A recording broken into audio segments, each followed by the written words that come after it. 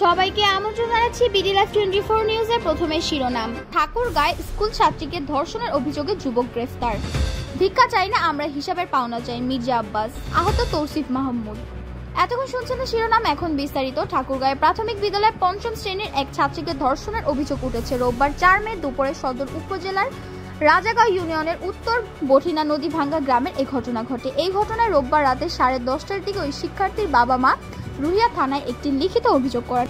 পরবর্তী সময় অভিযান চালিয়ে অভিযুক্ত শাহজাহান আলী গেন্দুকে 46 তার এলাকা থেকে গ্রেফতার করে পুলিশ। গ্রেফতারকৃত শাহজাহান আলী গেন্দুকে ওই ইউনিয়নের উত্তর বঠিনার পাটিয়াডাঙ্গি এলাকার আব্দুল খালেকের ছেলে। শাহজাহান আলী গেন্দু একজন খুচরো ব্যবসায়ী বলে জানা গেছে।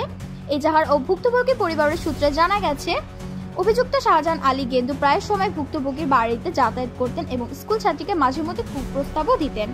শাহজাহান আলী গেন্দুর এমন কুপ্রস্তাব ভুক্তভোগী তার মা বাবাকে জানালে তার বাবা অভিযুক্তকে সতর্ক করে দেয়। পরে ভুক্তভোগীকে একা পেয়ে ধর্ষণের হুমকি দেয় গেন্দু। রোববার সকাল 9টা থেকে ভুক্তভোগী বাড়ি থেকে একা রেখে তার বাবা মা মাঠে কাজে যান। সুযোগে অভিযুক্ত গেন্দু দুপুর 2:30টার দিকে ভুক্তভোগীকে ধর্ষণ করেন। ভুক্তভোগীর চিৎকারে শাহজাহান আলী গেন্দু তাকে ভয়ভীতি দিকে জীবন রক্ষার্থে পালিয়ে যান। পরে ভুক্তভোগী তার পরিবারকে বিষয়টি খুলে বলে পরিবারের সদস্যরা রুইয়া থানা পুলিশের দ্বারস্থ হয়ে অভিযুক্ত শাহজাহান আলী গেন্দুর বিরুদ্ধে একটি লিখিত অভিযোগ করেন। বিএনপির স্থায়ী কমিটির সদস্য মির্জা আব্বাস বলেছেন, আমরা ভারতের কাছে পানি ছাড়া অন্য কিছু চাই না, আমরা বকশিশ চাই না, ভিক্ষা চাই না, আমরা হিসাবের পাওনা চাই, আমাদের হিসাবের পাওনা দিতে হবে। মির্জা আব্বাস বলেন, পানি কখনো মারণাস্ত্র হতে পারে না, পানি কখনো যুদ্ধের অস্ত্র হতে পারে না। একমাত্র ভারত বিশ্বে দেখিয়ে দিল পানি তারা যুদ্ধের ও মারণাস্ত্র হিসেবে ব্যবহার করছেন। তিনি আরো বলেন, আমাদের কাছে ভারতের অনেক কিছু আছে, আমাদের কাছে ভারতের অনেক পোর্ট আছে, মোংলা পোর্ট আছে, চট্টগ্রাম আছে, আমরা এগুলোর হিসাব করব। হিসাব করার সময় এসেছে, আমাদের তিস্তার পানি দিতে হবে, ফারাক্কার পানি চাই দিতে হবে, যেখানে যেখানে পানি দরকার সেখানে সেখানে পানি দিতে হবে। শুধুমাত্র সরকারের অপেক্ষায় আছি। কিছুদিন আগে যে সরকার ছিল তারা সরকারের থাকার ইচ্ছে থেকে ভারতের সাথে এইসব হিসাব করেন নাই।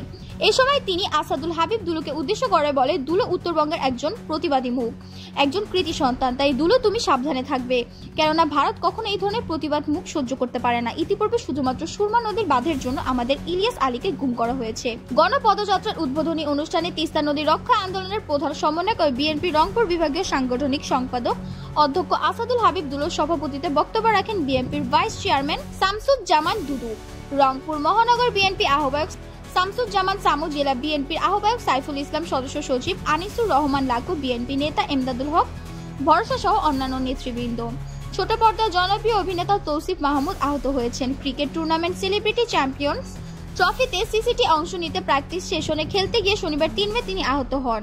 চোট প্রসঙ্গে তৌসিফ সংবাদ মাধ্যমকে বলেন, ডান হাতের আঙ্গুলে মারাত্মক আঘাত পেয়েছি, আঙ্গুল ফুলে গেছে, ব্যথা কমেনি, সঙ্গে জ্বরও আছে। তিনি আরো বলেন, আমার কাঠের বলে কখনো খেলা হয়নি, সে চর্চাও নেই, সর্বোচ্চ টেনিস বল দিয়ে খেলেছি, কিন্তু এবার তো কাঠের বল দিয়ে খেলা হচ্ছে, তাই বুঝতে পারিনি। 2 হাতে আঘাত পেয়েছি, আঙ্গুলের অবস্থা খুব খারাপ। আফসোস করে অভিনেতা বলেন, গতকাল থেকে এখন পর্যন্ত পেইন কিলারের উপরেই আছি, যে অবস্থা দেখছি তাতে আর এবারে টুর্নামেন্ট খেলা হবে না আমার, তবে দর্শক হিসাবে খেলা দেখতে যাব। প্রসঙ্গত 5 মে থেকে বসুন্ধরা ক্রিকেট স্টেডিয়ামে শুরু হচ্ছে সেলিব্রিটিদের নিয়ে আয়োজিত cricket tournament celebrity champions trophy CCT. Tournament চলবে 12 মে পর্যন্ত। টুর্নামেন্টের ফাইনাল সহ মোট ম্যাচ হবে 7টি। সব খেলা সরকারি সম্প্রচার করবে টি স্পোর্টস।